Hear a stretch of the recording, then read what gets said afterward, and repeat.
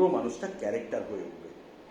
কারণ মহান অভিনেতারা শুধু কথা বলেন না, তাদের উপস্থিতিটাই একটা গল্প বলে। আর সেই নীরব গল্পের ভাষাই হচ্ছে ভয়েস অ্যান্ড বডি ল্যাঙ্গুয়েজ।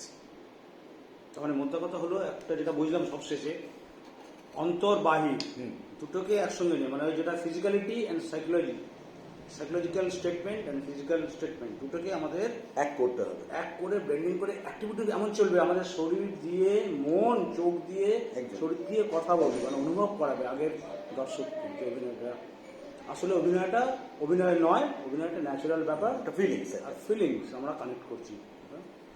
তো আজকে আলোচনা আমরা এইভাবেই দূরে এগোলাম। আমরা আগামী দিনে আরো বসবো, আলোচনা করবো। অমিত অ্যান্ড পিকেডি, আমি সঠিক পিকেডি নাম ধর একটা বড় আমার, আমরা একেডি পিকেডি চ্যানেলটা হয়ে যাবে একেডি পিকেডি, ভালোই একেডি পিকেডি, সুন্দর নামটা ভাবছিলাম একটু আগে যে আমাদের একটা যৌথ নাম দিলে কেমন হয়, একেডি পিকেডি ইউটিউব চ্যানেল আমরা তৈরি করতে চলেছি, আমাদের পেজ তৈরি করতে চলেছি।